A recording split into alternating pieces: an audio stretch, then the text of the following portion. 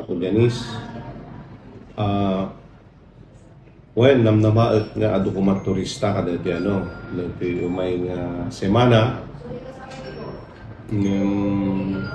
iso nga sagsaganaan mi met iti umayan dagiti nga turista at damot dagiti mabali na nga pagpasyaran pakaawisan na iti turista ng isaksaga nami. Actually, na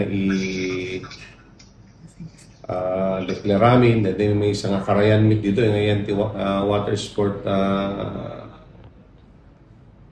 activities iti lugar mi. Isut may isa kong mga pangawisan mi kada giti nga turista medyo medyo DJ kasla di expectaran tayo nga kaado baka hanakas di kaado kasi dati pa nagninamot iti crew doon maapektaran amin di pa di transportation di tao iso nga baka dati ti makaapektar tata dati kaado dati namnamaan mi nga umay nga bumisita ti lugar ni. Speaking of that, crisis